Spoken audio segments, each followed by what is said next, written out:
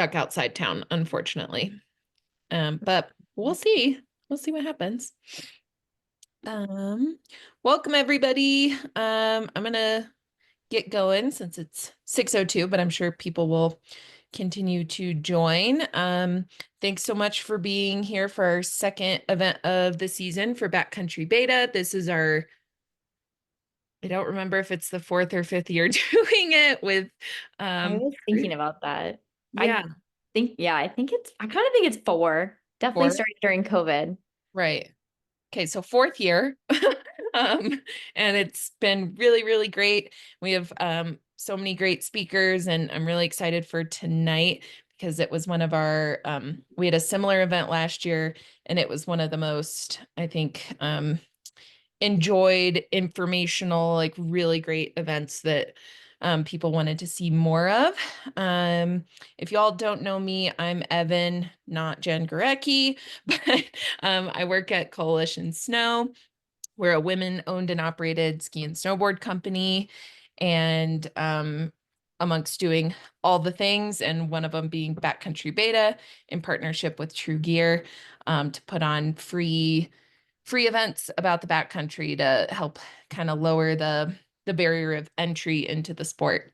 So I'm really excited for tonight. Oh, one other thing, I forgot to say this in our last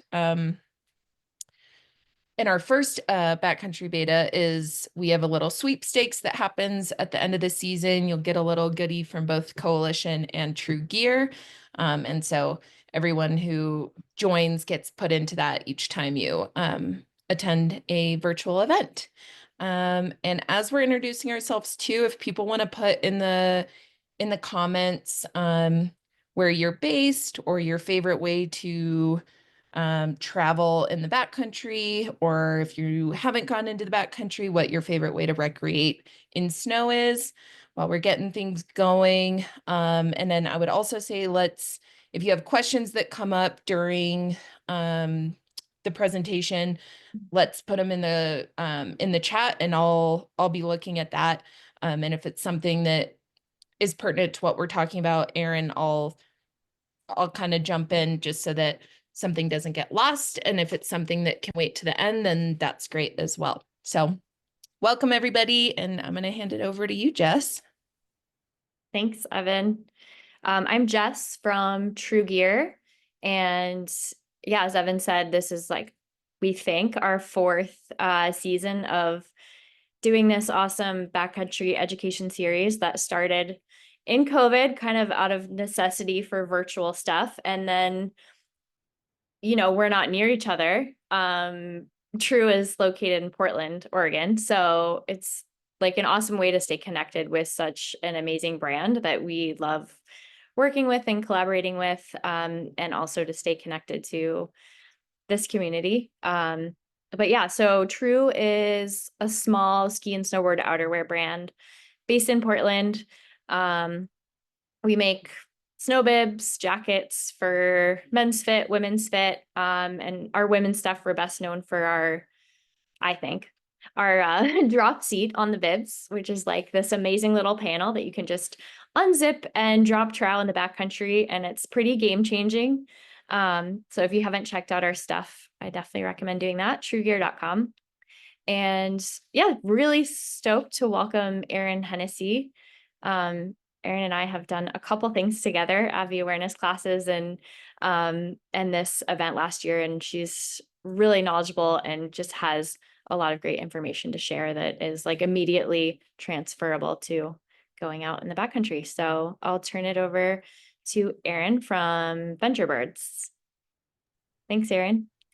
Yeah, thanks so much, Jess and Evan, and thanks for having me back again this year. Last year was really fun, so I'm excited that there's more interest for it again this year. I'll go ahead and start sharing my screen while I introduce myself here. All right. Let me know if there's issues with seeing the screen at all. I am not the most familiar with Zoom. I spend my whole world in Teams, I feel like. So I'll do my best. But my name's Erin Hennessy. I live in Pueblo, Colorado, so kind of the southern part of the state, and recreate a lot down in this area, as well as like northern New Mexico over the last couple of years. But I also spent a bit of time in the Northwest, which is where I first started getting into the backcountry. But yeah, I am here with VNTRbirds this evening, and VNTRbirds is a really awesome group. I was a scholarship mentorship recipient of theirs during the 2022-2023 winter. So yeah, I'll start off with a little bit about VNTRbirds. They're a women-run adventure company based in the Rocky Mountains. They're kind of based out of Breckenridge, but do courses kind of throughout the Colorado Front Range. And it's all women specific, women run. And it's a really awesome way to get into skiing or split boarding in the winter. And then they do mountain biking in the summer. So the link to their website is there. And they have a ton of really awesome events throughout the winter, which I'll show on the next slide. But yeah, they also have a handful of scholarships each season. The applications for those have already closed for this winter, but if that's something you're interested in, I really recommend checking them out. They're recurring every year, and they have multiple scholarships each season for various program levels. So whether you're kind of more on the beginner end of things or kind of further along in your backcountry journey, I guess, there's a range of things to get involved with. Yeah, the whole idea of that program as well is to reduce the barrier to entry for people to get into kind of these outdoor sports and in the backcountry. And their scholarship, there's a few different scholarship types they have that include mentor scholarship, which was the one that I did, where I got to get mentored by professionals in kind of the backcountry skiing, snowboarding realm, which was really awesome to hone my skills further. But they also fund some avalanche education courses for folks, as well as doing gear scholarships. So if that sounds interesting at all, check it out when they become live again next year. They're really awesome programs and a great way to meet people and get connected. So with that, here are some of the other upcoming events that they have, just so if you're interested in more things along these same lines and are in this area of the country, these are all really awesome to do. There's just a fun like social ski day at Monarch on the 16th. And then those events on the 19th and 26th are kind of also evening workshops, one about sports injury prevention and another one about mapping and trip planning, both in Denver. And then they also do avalanche education courses. So there's still a couple of area ones left this season. And then at the end of March, they're having a Femme Backcountry Festival that they call Venture Out, which will be in Salida this year. I'm really excited for it. I love skiing around Salida, so hopefully maybe I'll get to see some of you all in person there. But yeah, in general, check them out at their website, or they're on social media if you want to follow them there. So with that, we'll kind of jump into the topic for tonight, which is route planning, and then we're going to get into like a mapping demonstration. So kind of the first part of this is why do we need to actively select terrain and plan our routes in the backcountry? Is kind of the first step is realizing that this is something that is worthwhile doing if you're going to be spending time in the backcountry. So I guess go ahead and put in the chat if you have any thoughts about why it's a good idea to do some route planning or kind of investigate the terrain that you're looking at recreating in. See if I can also get the chat pulled up here.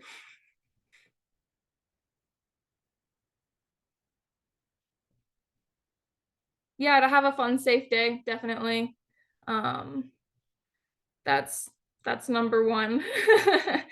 But yeah, the kind of the key here is that when we're going in the backcountry, you kind of start to enter this realm where you're traveling in remote places that it's really hard to get help. Help is really far, can be really far away, even if you're not a lot of miles away. Like it gets really involved to get rescued or get resources in to help you if something is to happen. And then the other part of this, of course, is that avalanches can happen when we're in the backcountry in the winter. Anywhere that there's, you know, snow on the ground and avalanche terrain, avalanches can occur. So to get into that a little bit more, on the right hand side of the slide here, I have kind of what is the recipe for an avalanche. And we need three things to happen to have avalanches occur. The first thing I will start off with is having a trigger. So all of us as humans going out in the snow during the winter can be potential triggers for avalanches. Just the weight of being a person and being out there is enough to cause an avalanche to happen. So we all kind of check that box. That's kind of out of our control. And the next one then is having an unstable snow or unstable snowpack. So as our snow's, you know, accumulating throughout the year, we're talking about, I feel like, excited that new snowstorms are coming in.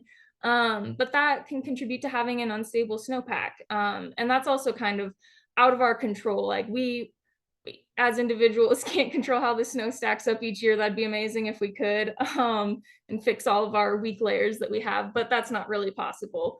And that's something that's going to exist out there. And then the third piece to have an avalanche occur is to have avalanche terrain. And I'm going to talk a little bit more about what exactly you know, makes up avalanche terrain, but this is the piece that we can control of this puzzle, because, you know, we're the ones deciding which terrain we're going to recreate in for the day, and it's the way we can control the amount of risk that we're putting ourselves in, and it's our way to mitigate risk. So it's kind of the dial to determine, you know, how much exposure you're going to take on during your day.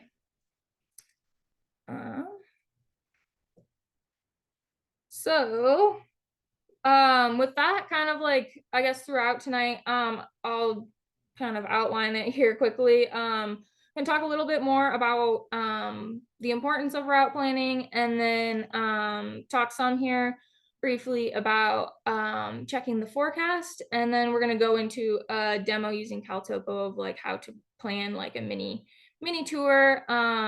So that's kind of what's up next. But the first thing we got to do to like decide whether or not we should go out for a tour tomorrow is checking the avalanche forecast. So go ahead and throw in the chat why should we check the avalanche forecast?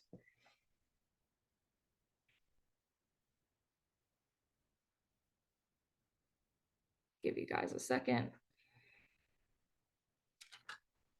Yeah, see what the hazards are looking like for the day. Exactly, because there's a chance of avalanches for sure. Yeah, that's exactly it. Basically we kind of like want to know what we're up against, want to know what's going on out there. So the most important reason to like check the forecast before you're going to go out is because it's really important to get the most up-to-date, most recent conditions. We all kind of live in and spend time outdoors in places where the weather changes a lot, and when the weather changes a lot, our snowpack's changing a lot, and when the snowpack's changing a lot, it gets unhappy and there can be avalanches. So it's really important to be checking the forecast so that we can decide where we want to go, where we want to avoid for the day. The next part of this is who should check the forecast. You're going out with a group. Who should check the forecast? Put in the chat who you think in your group should be checking the forecast for the day. Every single person. I love it. Everyone. Yeah. So you really don't want to rely on someone else to check the forecast for you. You know, you're like going to go out with your brother or something and he knows everything, so I'm just going to follow him. No, it's like really important for everyone in your group to check the forecast. All of us are different human beings, so it's really good to kind of like take advantage of the differences that we have, and different people are going to pick up on different things from the forecast, and then you can come together and talk about it. but it's really important for everyone in your group to read the forecast and all have an understanding of what the forecasters were talking about. Yeah, I love that. I love checking it when I doom scroll. Definitely a better thing to be reading than Instagram, it feels like. But yeah, it's really great for everyone in your group to be checking the forecast. The next part, when should you check the forecast? Go ahead and pop in the chat when you think you should be checking the forecast.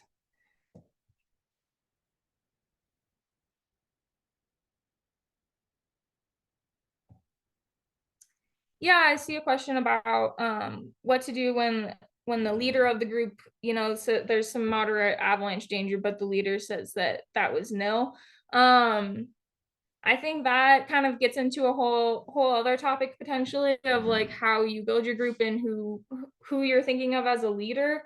I think it's really advantageous to, you know, not allow one person to necessarily be the leader of your group, but that kind of gets into more of like your mindset for the day, and having, you know, sometimes really hard conversations.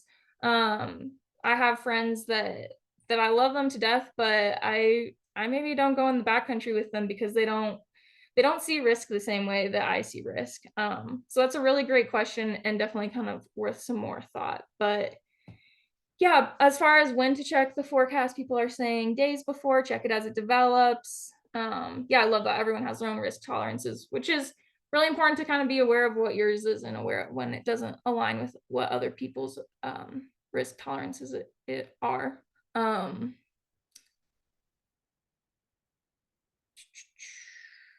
Google Calendar reminders, that's a good one. Yeah, day before, evening before, hour before, night before, and morning of. Yeah, these are all great suggestions for when to check the forecast. I am someone who like follows the avalanche centers for places that I recreate on Instagram, so I'll like see videos and updates pretty frequently of their stuff, which is really nice. But I think it's important to both be watching the forecast throughout the season so you can have some context and idea of what's going on in the snowpack where you live throughout the year. But also, if we're planning to go on a tour tomorrow, I'm definitely gonna be checking it tonight.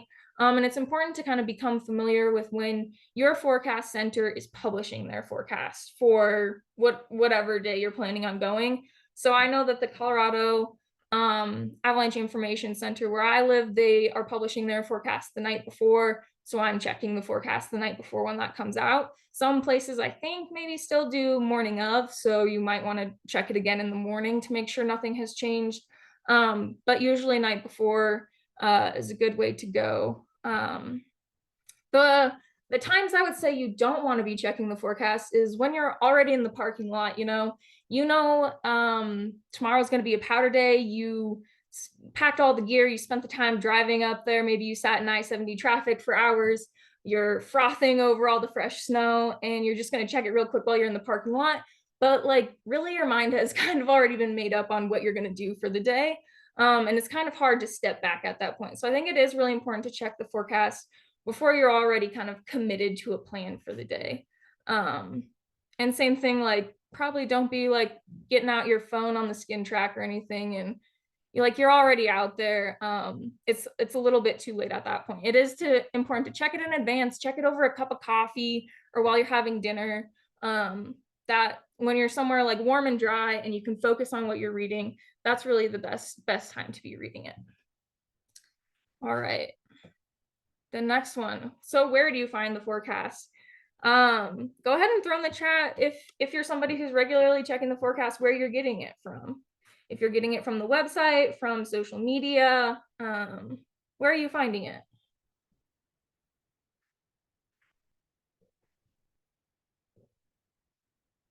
Yeah, I love that. CAIC's website, which I kind of just mentioned.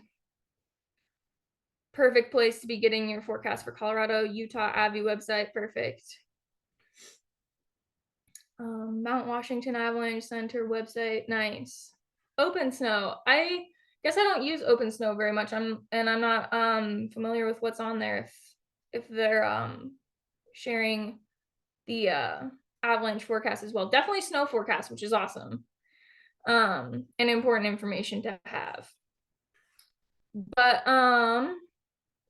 the very official answer to this question, although all of those are right, is to go to avalanche.org. Will take you to all of the avalanche forecast zones for the whole country, or if avalanche.ca if you're in Canada. And then once you're there, if you click on any of those regions, it will take you to your local avalanche center's forecast page. So like the Utah Avi Center or Colorado, or I used to look at NWACS a lot, which is the Northwest Avalanche Center. They do Washington and Mount Hood and Oregon. And then it's great to become really familiar with the resources that your local avalanche center provides, whether it's their website or an app or their social media, whatever just makes it easy to kind of like stay up to date, but also make sure you're getting good information. And then this last bullet is how to check the forecast. And the one piece of advice I'd offer on this one is it is kind of a skill to develop and to practice it often. You know, the forecasters are using kind of specific language about different avalanche problems, different terrain. So the more you kind of stay in tune with what they're talking about, and then seeing things when you're out recreating, is really great to just kind of practice and keep up with what's on the forecast. Oh, awesome. Open Snow references CIC zone forecasts. Cool. Yeah, as long as you're getting info from an official avalanche center, that's awesome. But yeah, when you get to the forecast page, there's going to be a ton of information on there. And sometimes it's just easiest to break it down if you ever find yourself getting overwhelmed. So my method is to kind of like start with like the most digestible piece of information and then like slowly move through it and read the rest of the information that's on there. So usually I like to start with looking at the danger rating. That's a really quick way to decide whether or not I'm even going to go out tomorrow. And then after that, you'll look at kind of the different avalanche problems. That's getting a little bit more specific at what the actual hazards are for the day and where they exist in the terrain. Following that, usually there's a discussion, which is like quite a bit wordier than just the avalanche problems.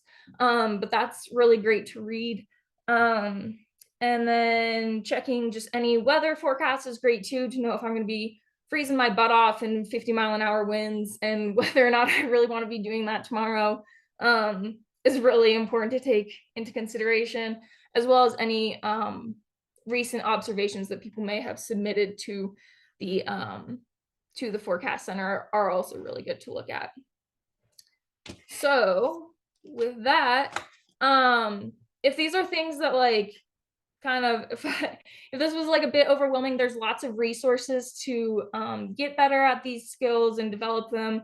The Area 1 course really spends a lot of time diving really deep into this and how to then use the information that's in the forecast and the course materials that they provide as well. If you took an Area 1 a while ago, just refreshing from the online materials can be great too. Know Before You Go is another really great resource that's online. I think that's published by the Utah Avalanche Center.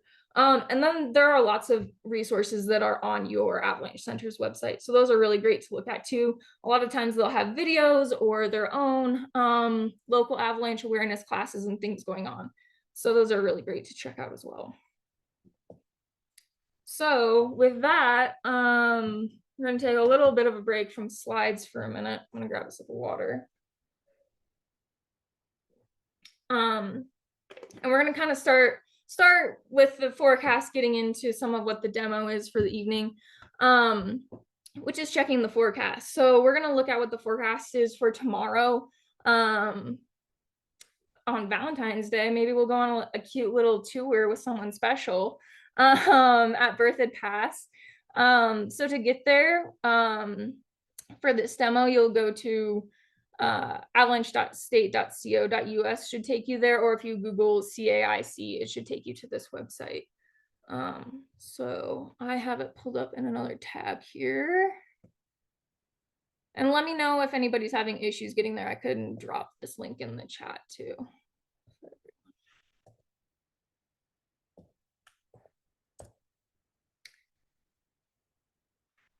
Oops. Alrighty. Evan, are you able to see the CCAIC's website on the shared screen now? Yes. Yeah. Okay, awesome. Yep. Cool. So this is the Colorado Avalanche Information Center's website, and they forecast for the state of Colorado. And we're gonna use this really awesome search bar feature that they added and type in Berthoud Pass, which is where we are hypothetically going on a tour for tomorrow. So right off the bat, we can see like where the forecast zone is, what we're looking at. And they'll color the zone based on the highest danger rating. So it's set up as orange for considerable. We can see here at the top when this forecast was released. So it was released this evening at 4:30. So that's great. We know this is pretty recent information. They also give a 2-day forecast now. So there's one for Friday and one for Saturday. If you're like looking at this for Saturday, I'd suggest checking again tomorrow just to make sure things haven't been updated at all. But we're just going to focus on Friday for now. So taking a look at this, oops, zooming around on everything. This first part is our danger rating. So we have considerable above tree line, moderate below tree line. And then there's a little bit of a description here of you can trigger avalanches where wind has drifted snow onto hard adhesive slabs. A small avalanche in drifted snow can turn into a large one if it steps down into more deeply buried weak layers. Stick to slopes with soft snow that are sheltered from the wind. So that's kind of starting to get at our question of what terrain we want to be in if we were to go out tomorrow. And then I'm going to scroll down further and get into this avalanche problems part, which I was talking about, where it gets a little bit more specific. And the first problem they have listed here is a persistent slab. And this is where you can really start to kind of drill down more if you're confused on these things. If you click on any of the information buttons, it will give you more descriptions of what everything does. Just in the interest of getting to the mapping portion of things tonight, I'm not going to read through all of these right now, but just know to click on any hyperlinks if you're confused about things. And then what will be really helpful for when we're thinking about terrain is this compass rose that we have, which is an aspect and elevation map of where this hazard or where this avalanche problem exists in the terrain. So we can see that it's at the near and above tree line elevations, but then it's on northwest through east facing aspects. So that will be really important for us to consider once we start looking at maps. And we can see here then also the likelihood and size of a persistent slab avalanche. Hey, Erin. Yeah. Quick question. We have a question in the chat. Says, can I pop my mic on and ask a super newbie question? Do you mind? Yeah, go for it. Okay. I feel like there's not a lot of us, so might as well keep it informal. I think you pronounce it. Sorry, thanks. Yeah, I'm Hannah. Thanks for hosting, by the way. This is great. So I'm looking at this map and I'm thinking, okay, these maps and even the individual sections are covering a lot of area, and certainly there's not people going around and like checking all of these corners. So is it just like some people are checking some areas and we're kind of extrapolating out to the entire area? And how do we know that that's a good practice that we can trust, I guess? Yeah, that's a great question. And you are right. These are really big forecast zones. Colorado actually started doing something interesting a couple years ago where the zones change shape based on kind of how storms come through and how the danger ratings are developed. So I guess if you get used to clicking on one shape, just know that it might change for Colorado. But yeah, to answer your question, the avalanche forecasters are going out to areas and they are really dialed in keeping track of what the snowpack is doing throughout the course of the season and where the like problem aspects are and what the avalanche problems are. And so when new weather is developing, or even if we're going through a dry spell, they're really good at going to places within their respective forecast zones and doing snow pit tests or making observations on slopes where they're expecting to find an avalanche problem. And then they are kind of, yeah, you're right, extrapolating that to this larger area. That being said, they also rely a lot on public observations. So if you're out and you see avalanches, and you can submit them to CIIC through the app, through the observations tab. So you can submit a field report. So they use a lot of that information as well from the public, or others. Also from like ski patrols all over the state are submitting their observations, and they have a database too, that's more kind of on the professional industry side of things, where they keep track of avalanches that are happening at different ski areas that ski patrols are triggering and things like that, so that they're getting the most information that they can from all the professionals that are out there across the state. Does that answer your question? Okay. Yes, thank you so much. Yeah, you're welcome. I guess with that, you are still right though, that these are huge zones, and you might not see the exact same things in every location in the zone. So that's why it's important to like still be cognizant when you're out for a tour of like what those red flags are, which I feel like if you Google Erie avalanche red flags, it will tell you there's 5 red flags. And I'm not gonna get super into that right now because it's kind of a different topic, but those are things that like if you see that happening while you're out touring, you're like, well, I'm going back to the car on my safe route that I know is safe to get back to the car. So yeah, it's kind of some of both, a little bit of knowing when you need to step back and just call it a day, if you're seeing something that was not expected in the forecast also. So yeah, I guess with that, there's more here to the forecast. There's a second avalanche problem that they have identified of a wind slab, which is kind of on similar area as the persistent slab, just with the addition of this lowest elevation band below tree line as well. You can get down to the media gallery, take a look at some photos of what's going on. These look like some recent avalanches that people have observed and submitted photos of. So yeah, and then from there, the next place you could go is over to this next tab, to the forecast discussion. And this gets quite a bit more in depth of like what the weather patterns have been, and how the snowpack has been changing recently. So these are really great to read through, and I highly encourage it as well. And then the weather forecast is kind of the last piece, where they'll give us a pretty good idea of what the weather is going to be, which is kind of nice to look at in addition to whatever other weather forecasts you like looking at. Sometimes these feel a little bit more dialed to what the mountain weather is like than some other more generic forecasts. But yeah, that is kind of how to take a quick look at the forecast. Obviously, there's lots more to read and click on and look at here at this website. But before I move on, I guess let me know if anybody else has any like real outstanding questions about where to look at the forecast. And if not, we'll start talking more about what avalanche terrain is and where we can find avalanche terrain.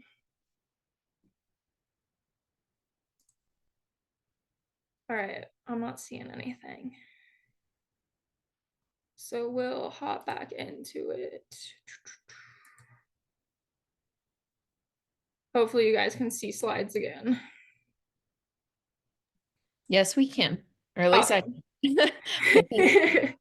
I Yeah, the next piece that I kind of like to think about right after checking the forecast is like what my mindset for the day is going to be, which I kind of alluded to earlier about like how you're selecting your group, and who you want to go out with for the day, who are people who you're comfortable recreating with for the day. But this mindset piece, I think it's really important to reflect and think about what you want to accomplish, especially after like looking at what the forecast was. Is it a day to play it safe, or are you going to try to step out into more complex terrain? just with first like cursory glance at the avalanche forecast and the danger ratings across the state, I would say I'm going to play it safe tomorrow. There's a lot of red and orange, which makes me want to take a step back instead of a step out. The next part is kind of like, what are your goals for the day? Are you investigating a new area? Then you might want to be a little bit more cautious. Is your plan just to go out and dig a snow pit? And where's a really good place for you to dig a snow pit and get some interesting results? Are you just hoping to spend time with a friend, you know, take it chill, see what the conditions are like? Are you hoping to get onto big terrain? Or are you hoping to stay in sheltered areas because it's going to be super windy and you don't want to be up on a ridge anywhere? These are all really important things to think about and kind of set your mindset for the day before, you know, you're at the parking lot and frothing over an awesome new powder day. So definitely something worth thinking about before you kind of get roped into something that you're like, this was bigger than what I wanted to do today. It's always important to kind of like set those goals for yourself. So what is avalanche terrain? If we're gonna make a route map or a route plan and think about the terrain that we're gonna go into, it's really important to think about what the heck is avalanche terrain. And basically avalanche terrain is anywhere an avalanche can start, run, or stop. And this video is really awesome. I'll throw the link in the chat for it. But basically that involves kind of a few different pieces of terrain if we're thinking about where it can start, where it can run, and where it can stop. So one of the things that contributes to this is the slope angle, and you'll probably hear this a lot if you are involved in the backcountry at all. Slope angle is what people will talk about all the time because generally slopes steeper than 30 degrees are capable of producing an avalanche. And to kind of conceptualize that some, usually like blue run at a ski area is like exactly right around 30 degrees. So it is the ideal terrain that a lot of people want to be skiing, which is important to keep in mind, that there is a lot of overlap between what you want to be skiing and what is avalanche terrain.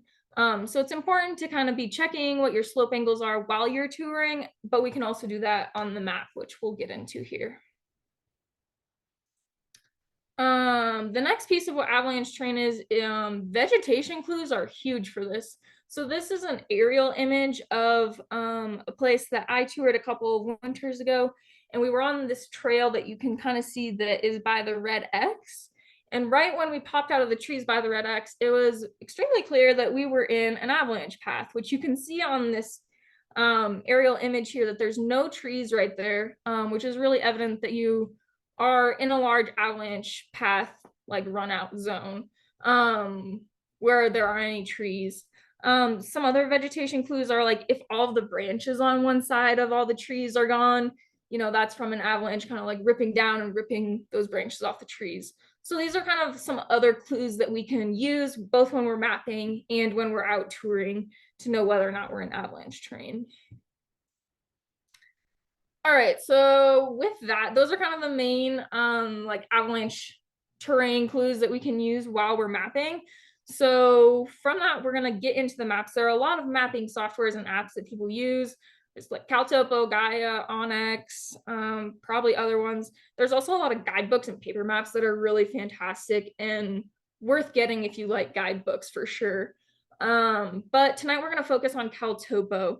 So if you want to kind of like follow along with me, I'm just going to go to caltopo.com and we're going to look at berthed paths again, where we just looked at the forecast for. So hop over to the next tab here. I can copy the link in the chat again for you guys. I guess before we start mapping, let me know if anybody has any questions. But once you're on this page on CalTopo, you can go ahead and click Start Mapping. And mine is taking a second. And if you like sign up or log into your account, you can save your maps, which is really awesome. I highly recommend it. You can like download them to use offline. And And you can like have the app on your phone too and like see where you are on your map when you're out touring. So those are all really awesome ways to use it as well.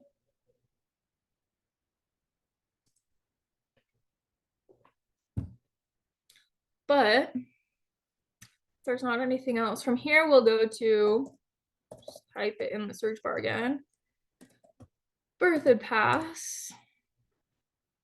And it's going to take us right there. So the first thing I like to do is kind of just like look around the area,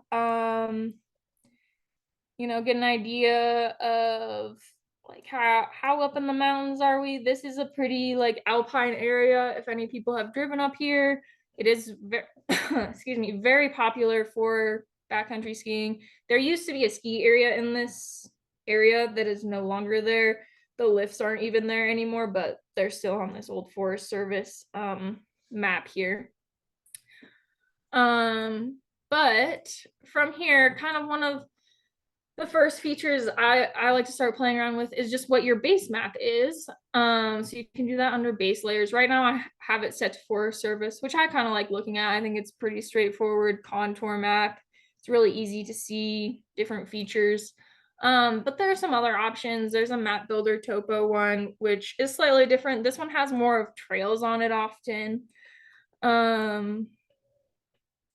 It's kind of similar, same but different, I guess. A personal preference what you like using, but I guess worth knowing that they just have some slightly different things on them. And then we also have some layers for aerial imagery, like I was just talking about with some of those vegetation clues. So there's a global imagery one and an NAIP one, which again are slightly different. But yeah, from here we can still see the highway running through there, but we can see where tree line is, which is awesome to be able to see on the map here. And yeah, if we get over here, we can definitely see some of these avalanche paths too. Oh, here we go. Here's like an area where you can really see some avalanche paths that run down and over the highway there. So we'll go back up to the top of the pass here. And I often like to kind of look at both at the same time, a topo map and an imagery map. So I'm gonna do the Forest Service one again, and then you can add another stack of base layers. What it says here, it automatically stacked one for me that's called shaded relief, which is why it looks like somewhat three-dimensional. So if you like having that one's nice. But I'm gonna go ahead and add this NAIP aerial imagery one. And right now the transparency, I guess, is set to 0, so you can't see it at all. So I'm gonna do like 50%.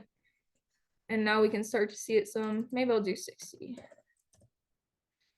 So I think that's a really nice way to kind of like combine being able to see the contours and the like roads being clearly outlined and things like that, as well as being able to see a little bit of what's on the ground. So that's definitely nice. Let's see, the next thing that I almost always have for backcountry skiing is I'll check this slope angle shading one. And this you can see immediately added all these colors, which basically indicate how steep the slope is. And you can see the legend kind of here at the bottom. It's a little bit hard to read some of these colors, but the yellow says 27 to 29 degrees. The orange says 30 to 31 degrees. Darker orange is 32 to 34. All the way up to like purple and blue are really steep, and black is like more than 60 degrees. All that to say, basically anything that is shaded on this, I would consider to be avalanche terrain to give myself some degrees of wiggle room. It's important to note with products like this that are doing slope angle shading for you, they're based on a gridded map, and depending on the size of the grids that they're like making this like shaded color by, there can be like a lot of wiggle room. Here, let me see if I can zoom in so this makes more sense. It's like pixelated essentially. And the size of these pixels could make a difference on the ground, where if you're like, oh, I'm gonna like try to really thread the needle and be on this like light orange in between these like more red pixels, but like the pixel is like an average of that area, and like you could be standing somewhere where it's steeper than what this layer essentially says, is what I'm trying to get at. So it's important to be checking while you're out touring how steep things are, as well as just like giving yourself kind of a margin for error, I would say. But yeah, this one I almost always have on my backcountry skiing maps, and it pretty clearly points out the areas that are going to be like really steep, and definitely avalanche terrain. Any questions about slope angle shading? Erin, you can download these, right? Someone just asked if this is available offline. Yes, I believe so. I'm pretty confident you have to make an account to make it available offline, but yeah, I definitely have used them offline, so you should be able to. I think it's probably worth like testing that before you go out. Like just turn off the self-service on your phone while you're at home and make sure that you do actually have it downloaded, but you should be able to have it offline.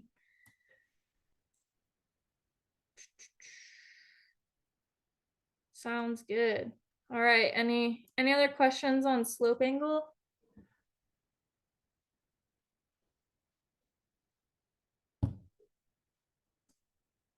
All right. Yeah, I think all the layers that we'll look at tonight should be available for you offline, as long as you like download the map before you're headed out. Okay, so with that, there's a bunch of other layers that you can play around with. The public land one, I think, is sometimes awesome to be like, oh, should I be here, or is somebody gonna be like really pissed at me? So we can see immediately the green here. All this is US Forest Service, so we're in a good spot. But you can see other colors for other agencies. It's good to know that you're not trespassing or somewhere you're not supposed to be. On that same note, knowing where you're parking is really important. So I know that there's a huge parking lot here at the top of the pass. So for this hypothetical tour, that is where I would plan on parking.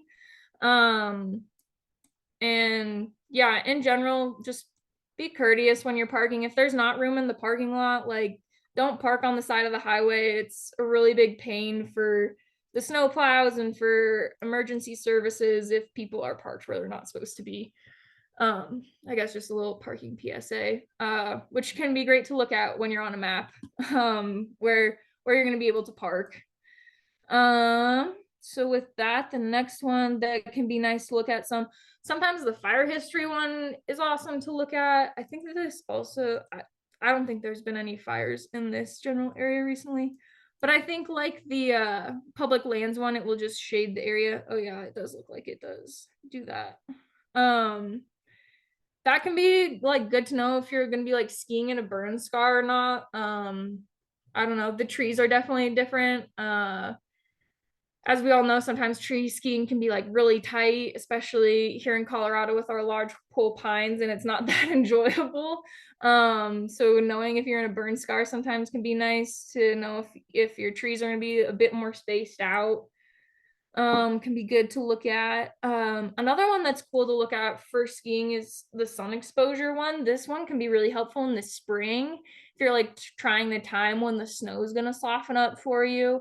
So you can change it to any month. Right now it's showing, looks like today at 10 a.m., but you can change the time as well. And then, yeah, it looks like here,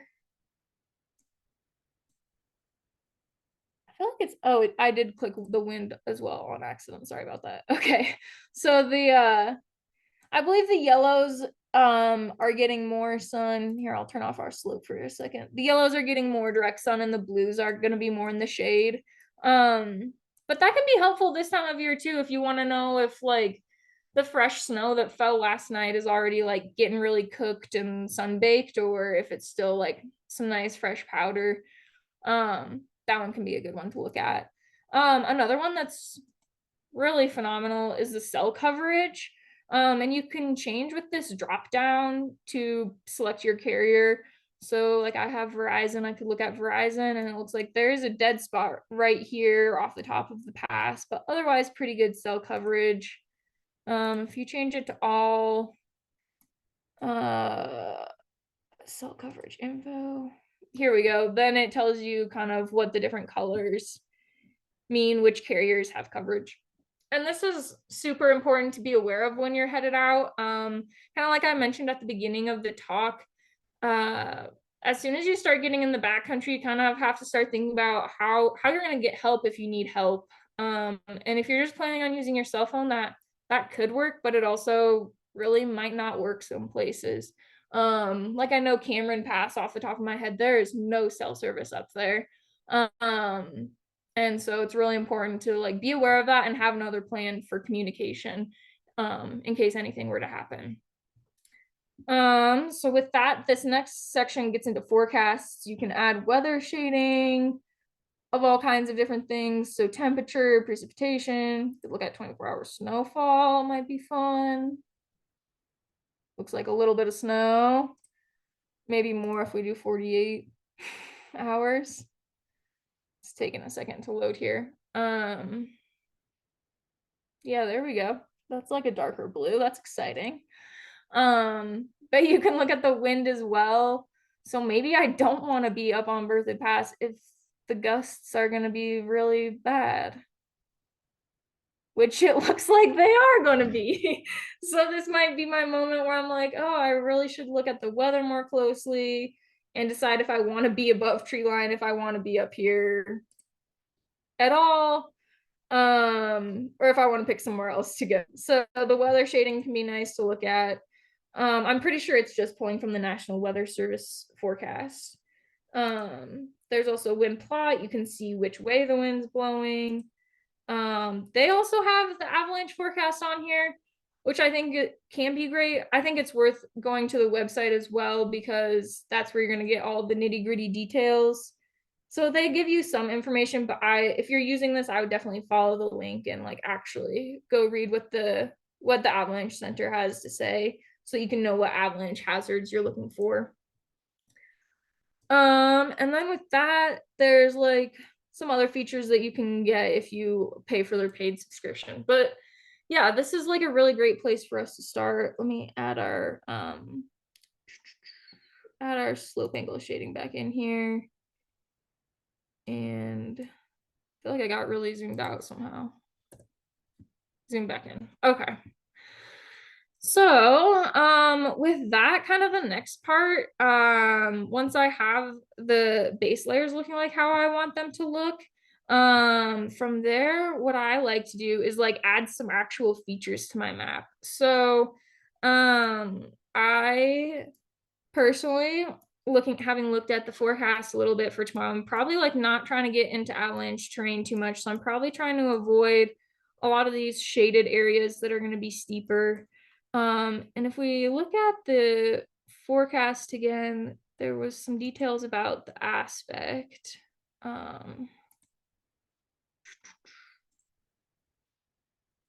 Which are important to think about. So they have like northwest to east aspects for both of these avalanche problems.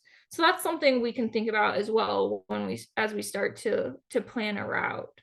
Hop back over to the map here. So yeah, I guess with that being said, maybe my plan for the day is, well, start by maybe just adding a marker for the parking lot. I think that's always helpful. Know where I'm going back to. So you can add points really easily using the add button, and then I clicked on marker. You can give it a label, put any comments you want in there. You can change the color. We'll go ahead and hit OK. And then it pops up there. And if I wanted to save this map, I would need to like log in so that I could actually save it. I'm not going to save this one since it's just a demo, but if you want to save yours, go for it. And then I guess from there, I'm gonna like start thinking about like, which way do I want to start skinning from the parking lot? So click add again, and now I'm going to go to line. And CalTopo does have this like awesome function if you're on a computer. I don't think you can do it on the phone in the app, but if you like click on one of these lines, you can like start tracing it, which can be really awesome if you're like trying to follow a specific trail. So maybe we'll do that. We can kind of hover over this and like follow this trail up to the top of this this first little rise here. So that will give us a line on our map. I'm gonna hit edit so that I can name it. I'll call it my skin track. You can add any other comments you want. Again, you can change the color. We'll hit okay. And then what's awesome once you have a line on your map for kind of where you're thinking of going is you can hit this like graph picture, and it will show you kind of like the profile of your like elevation as you are going along. So we can see that we're going uphill the whole way. It's not super steep though, seems decently gradual. You can see the grade here as a percentage. But yeah, you can see the total elevation gains like around 600 feet. And you can see that the total distance is around 0.7 miles. So that's really great and super helpful when you start thinking about like, how long is this going to take me? Like, am I going to be out for hours and hours doing this? And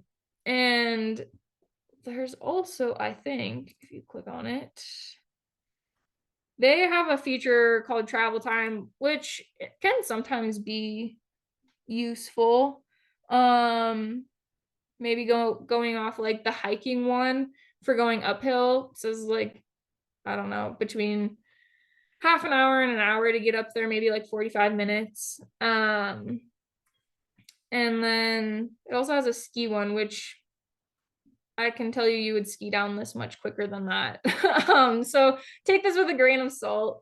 But I think the hiking one is a decent approximation for how long it might take you to get up to the top there.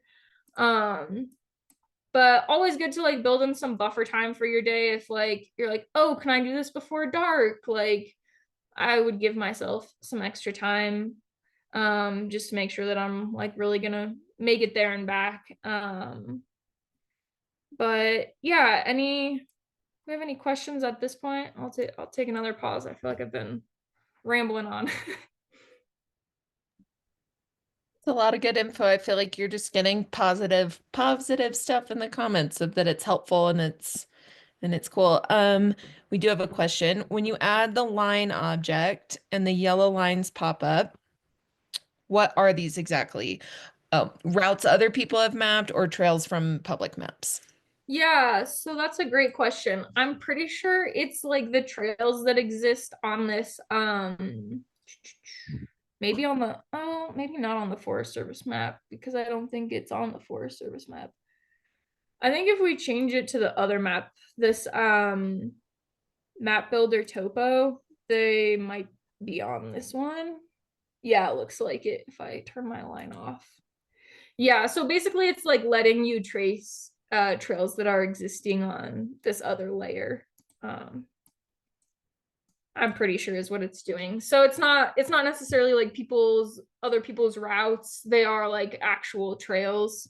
So yeah. Yep. Yeah. So that's kind of adding a line for how we're gonna skin up. And then if I wanted to be like, okay, so like for today or for tomorrow, if we're going tomorrow, like where do I really not want to go? And what I'll often do on maps is instead of doing a line, I do the polygon, which will let you draw a shape instead of just a line. And so I might make a polygon around this like whole slope here, which I'm just doing by like clicking all the corners of it and being like, this is where I don't want to be. You double click to stop drawing it. And then we can see that it created a a polygon for us over here. I'm gonna click edit and name it. I'm gonna call this like no go. And that's gonna be my no-go zone where I don't want to be skiing. It does look like it gets really pretty steep in there. You can see it gets like all the way to black. So you might even like get a little bit cliffed out if you are trying to ski that way.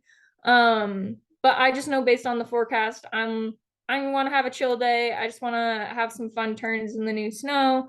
And I'm not really looking to get super rowdy. So I'm just gonna like cross that whole area off for myself. And this is I love doing this. I think it is like more helpful than like drawing a specific line of like where I want to ski, to be like where are the areas I really don't want to ski.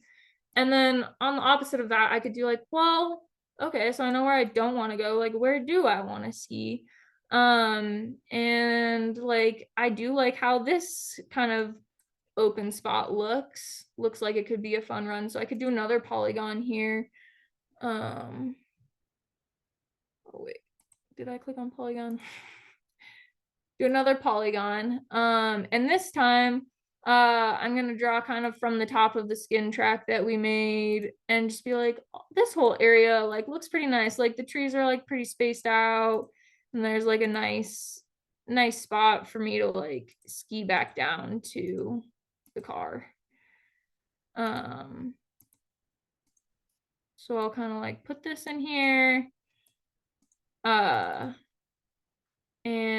we can click edit again and be like ski zone maybe. And change the color of it by like making it not red. Red in my mind is like bad. So I'll make it blue. And yeah, that could be where I plan on checking out skiing for the day.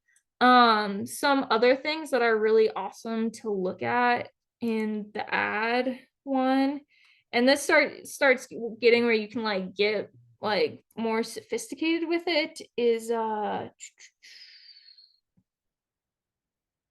custom shading. Yeah, okay.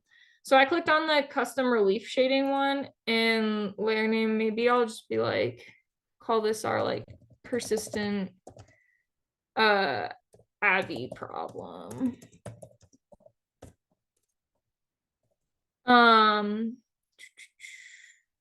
And so what I'm gonna do is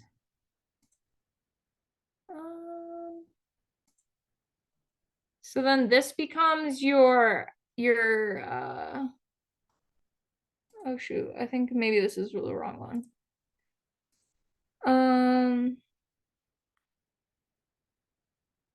Okay, so don't do the one I just clicked on. I do the terrain shading instead. This might be the one I want. Oh, it looks like they've updated this since I last used it. Also, a really fun tip is to follow like CalTopo on Instagram, because they're always adding new features and they'll like have really awesome demos of how to use them. So this is like newer since I have last used this, but we'll give it a go. Persistent Avi problem. So this could like be a layer that we could use to like visualize where that persistent weak layer problem is that was in the forecast. So we could do slope and say that it's going to be from, maybe we'll do like 25 to 90. Sounds great. Kind of captures our like, we know avalanches usually happen around 30 degrees, give ourselves some wiggle room. Canopy cover, I haven't played around with this one before. Maybe we'll do like slightly less dense since it said that it's not a problem below tree line, or you could just leave it to 100% so that it will be at all canopy covers. Elevation I'm gonna leave, but aspect is the one that I really wanted to play around with. So if we say that this is starting in the like slightly northeast, I think. Oh, I think I want to go the other way.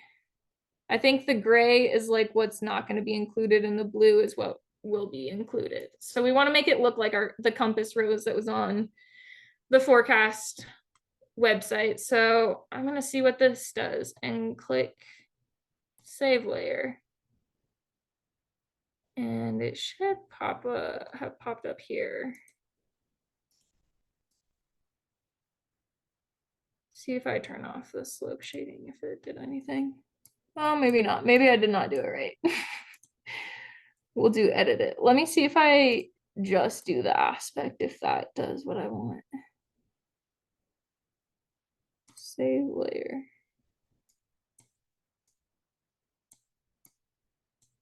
Well, I might have to dig more into doing this I one. think it's that darker gray.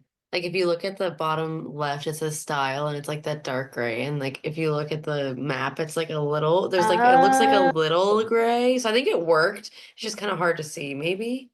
Let me make it red. Good call. Okay, there we go. That did what I was expecting it to do. So now it's showing us all of the aspects on our compass rose that are going to match the avalanche forecast that we saw. So this is kind of a cool tool to use. Again, kind of like the slope angle shading, like if you're in the field, probably take it with like a little bit of a grain of salt. Like it's still kind of an interpolated map product, but it is really great to see at like a landscape scale where those aspects exist. So maybe now knowing this, maybe I plan to go for a tour on the other side of the pass in this other area where it is not facing that direction. This is a much more east facing slope, or sorry, west facing slope. So yeah, but you can add like different rules to this one. So let me see if I add the slope one again, if that works again. 2D25. Oh yeah, so it made that quite a bit smaller because we said we only want it to do slopes that are above 25 degrees, but also facing like north to southeast. And so now we can really kind of hone in on where those problematic aspects are going to be. And now it isn't highlighting some of those places in my ski zone that I had initially thought of, or we had seen before. So maybe I'm feeling a little bit more comfortable with it again. But yeah, that's I feel like this is a really awesome tool to just like help you visualize maybe what the forecast is saying on the landscape. So I guess with that, yeah, this is an awesome feature. I'm just catching up on the chat, I guess. But yeah, let me know if anybody else has any other questions. Those were like the main mapping features that I really wanted to show everyone. So yeah, let me know if anybody else has any questions, comments, concerns. Happy to answer questions if you want to unmute too. This is so great, Erin.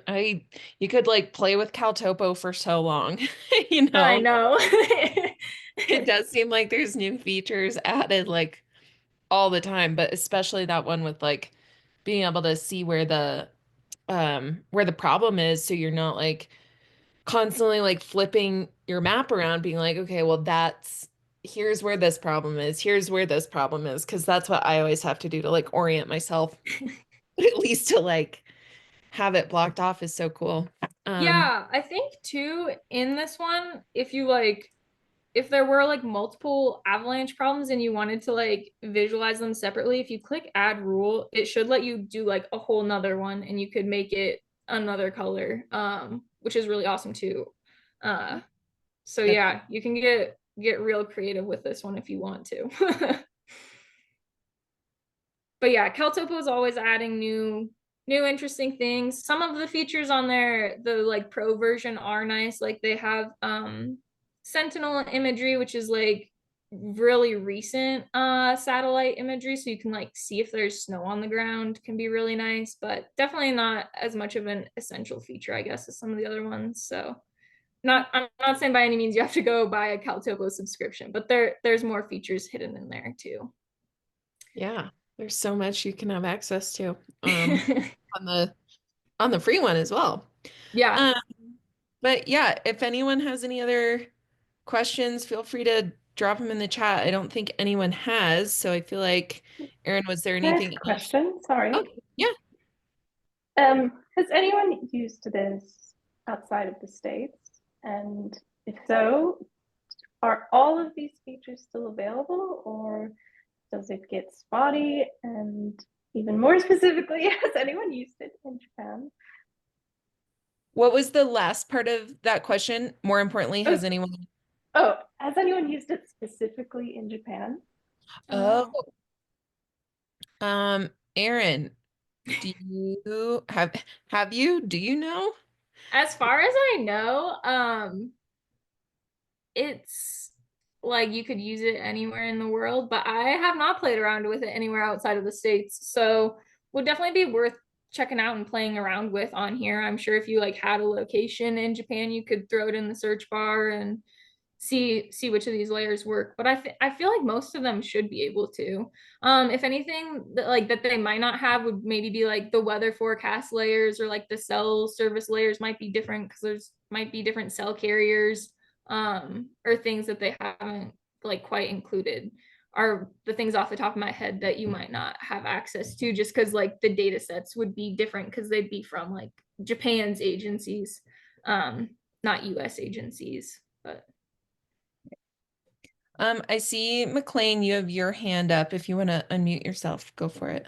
Yeah, thank you. So, I am primarily doing most of my backcountry out east. And so one thing is with these maps is like on the way up, I can like look at my phone and be like, okay, I'm heading in the right direction. And then on the way down on the East Coast, it's fairly easy because usually the trails are very defined. But out west, when maybe it's more of like an open zone, or like how do you orient yourself on the way down to be like, yeah, I'm like definitely going the right direction? yeah, that's a really great question. And I'd say for sure, like making note of like key landmarks on your way up is really, really helpful and really essential. I've definitely been places and like skied down into a watershed that like a drainage, which was not where we parked, and we had to like really be hiking at the end of the day to get back up and over a ridge to like where we parked. So it is challenging. I think being aware of like if you are really dropping into like another basin, that is for sure like just I guess being cognizant when you're on your way down. I think also like taking lots of breaks to regroup is also helpful on the way down with your group. It can be easy to be like, we're all, ripping skins and tearing down, but to be like, okay, we're gonna like regroup when we get to like this tree outcrop or whatever, and make sure everybody is like on the same plan, and like maybe check your CalTopo map again and be like, all right, where are we located again? And make sure. And yeah, I guess that's just kind of becomes part of it is checking your map on your way down. You go way faster on the way down, so it's easy to blow past things that you don't want to blow past. So yeah, slow is fast, I guess. That's helpful. Thank you. Yeah.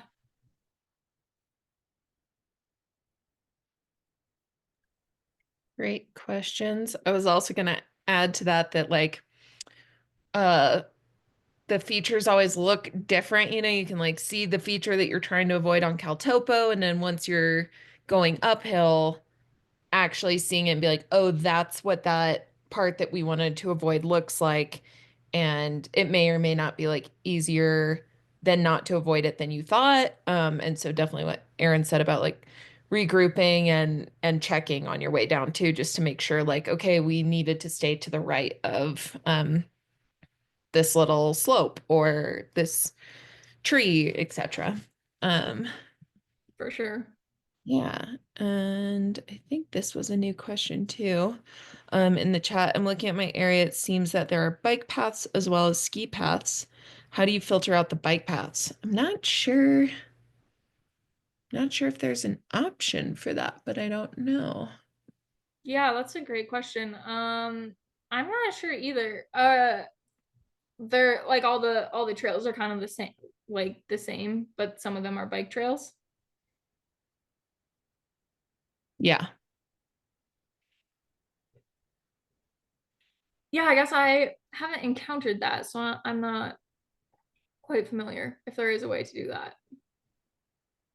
Yeah, I'm not sure either, especially because actually, like in some of the spots where I live, like we would use the bike path to get up, the path that a bike would be riding, or a hiker, or if it's a county road, and that is different. Like if it's county road, I think you can see that on, I think there's a layer on CalTopo, but a lot of times I do, sometimes that's where a skin track might actually end up being because of the like clearing of trees, etc. But I don't specifically know how you would go about filtering out the bike path.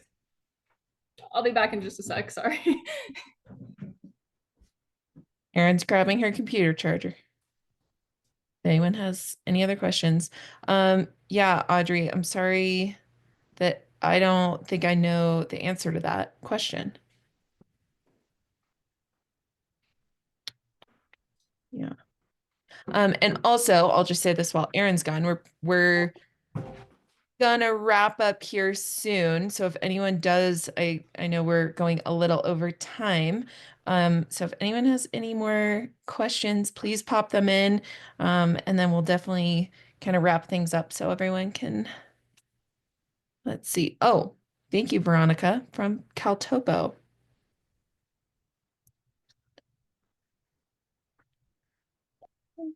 Oh, okay. That was about availability.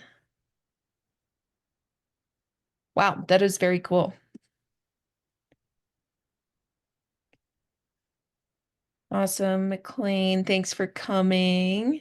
Oh, and awesome, you're gonna be at Venture Out. Great, we'll both be there. Well, Cool. it's funny because I was gonna go back up east to Mount Washington next weekend for that festival, and I just really didn't want to. I was just like feeling like kind of cozy at home. So now I'm like, when I saw this, I was like, oh, awesome. Okay, I can go out west for a backcountry fest. So Oh, super it's gonna be stoked. so fun. It'll be great. It's gonna be awesome. We will see you there. And I know a few people are also hopping off, so I'll just say this, that we're gonna put the recording on the Coalition Snows YouTube channel, and that's where all the past backcountry betas are. So there's so much, like you can go back and listen to this one. Listen to Aaron's from last year, and a bunch of other ones too, like we did one with Ski Babes last year about getting your uh body ready for uphill travel and like in a safe way, and building up muscle and things like that. And so there's so much that's going to be on the YouTube channel. And then the next backcountry beta and our last one of the season is going to be the second Thursday in March. And we'll announce what that one is. So I hope to see you all there. And Erin, thank you so much. This was, as always, so helpful. And I feel like, again, you could just like play with it for so long. And thank you all for being here. Erin, do you have anything you want to add? No, I don't think so.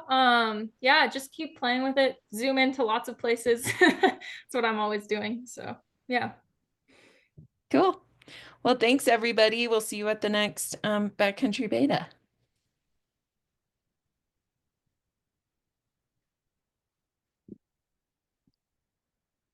Do, do, do.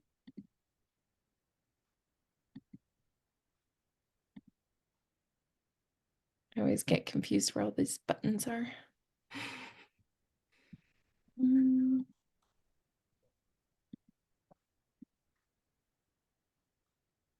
I was just reading what else was in the chat before I hopped off.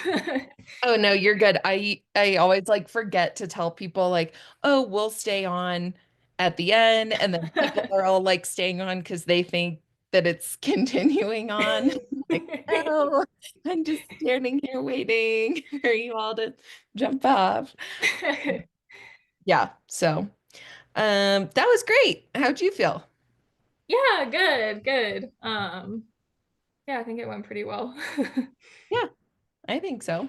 I think we always have like a ton of people register, and then like a fraction of them actually come to it. But I hope that people watch the recording, and Yeah. seemed like everyone who was there thought that it was super cool. And that last part of the creating like different The like whatever. terrain shading or whatever the tool's called. Yeah. Yeah. Yeah, that's so cool. That's really cool. I'm injured and pretty much out for the season, but Aw. next year I'll use that. Yeah. Um, cool. Well, I'll let you get on with your night. I'll send you, I don't, obviously I don't know if you need bibs and whatnot, but True does, I think, you might already have their pro deal, but I think it's 40% off. And so that's how she's doing it this year instead of sending a code, is to just have you fill out the pro deal if you want, Okay. and then Yeah. she'll accept it. And then Coalition, I think we give you a 40% code to use as well. So Okay. I'll Awesome. send that to you. And are you okay sharing and if not, it's okay because we have the recording, but are you okay sharing your slides? Oh, for sure. Yeah, I can send those to you. Okay. They're like Google Slides. Is there a format you want them in it at all, or just the Google Slides? I think Google Slides is fine. Okay. I yeah, I'm sure it's okay. I think just so that, I mean, when you have a presentation that you're doing the screen share, it's already helpful because people just watch the recording and they can see it. But Right. if someone wanted to like not Click the watch the links or whatever. recording and just click through, yeah. So, Yeah. but no, not super rushed on that. Like if you can send it next week, that'd be great. Yeah. Yeah. I can do that for sure. No problem at all. Cool. Sweet. Well, thank you so much. Yeah. I'm sorry you're having Yeah. injury times. It's It's the not. worst. Yeah, I think I'll be able to come to venture out. I just don't know if I'll be snowboarding or if I'm just gonna help out as best I can. Maybe by that point I can tour without doing much like actual snowboarding or Yeah. impact, just like, having skins on. We'll see. Yeah. Yeah. Yeah. Yeah. Well, But I'll see you there. So that's yeah. fun. Yeah, And that'll be hey, exciting. I don't know if I've ever met you in person, so no, I don't think it's so. always nice to do that. It's so funny. It's like I I feel feel like like, I never recognize people. yeah, and then you're like, oh, I think that, yeah, that happened to me recently too. And I was like, oh my God, I know who you are. Like, I've just never seen you in person Right. and met you. So yeah, cool. Well, you did great. Um, yeah, Yeah, thanks so much. Thanks for having me again. yeah, it was super fun. I'm hopeful we'll do it again next year. But I kind of never know like what my plans are and stuff. But Yeah. if it continues and you want to, I feel like you kind of have an open space if you want to do these, if you want to continue to do these. Yeah. Cool. Awesome. Thank you so much. Yeah. Okay, well, have a good night, and I hope you get to ride some of this snowstorm at some point. Yeah, I think I have the Monarch Pass and I've been trying to go to more of their like buddy or partner locations, I guess. So I think I'm gonna go up to Ski Cooper this weekend, maybe. I've never been there before. Fun. I've never been either, but two of my who you actually like, who knows, you might know them because they've gone to VNTRbird stuff, but two of my best friends live in Leadville and they go to Ski Cooper all the time. They love it Oh, so cool. much. Like, Yeah, I've heard lots of good things, and then it's like small and cute, which is yeah, very much my speed these days. yeah, yeah, the little mountains are where it's at, and it is just like fun and not super busy, and they Right. absolutely love it. So I feel like you'll have a good time. Yeah, I'm excited to check it out, and hopefully they get a bunch of snow. Yeah, I mean, it's looking like that's gonna happen, but we'll see. Sometimes it's off, but Right. we'll see if we get the 3 feet they're calling for here. We'll see. Is that what it is now? That's crazy. I know, and we haven't had we got like maybe an inch 2 days ago, but hadn't had a snowstorm since weeks. Like I don't even know, it's been Oh man. um So we'll see. But we do like it. So yeah. Well, Yeah. sending you snow vibes and healing vibes. Thanks. Cool. Well, have fun at Ski Cooper and I'll see you in March. Yeah, sounds good. Okay. See ya. Have a good Bye. bye.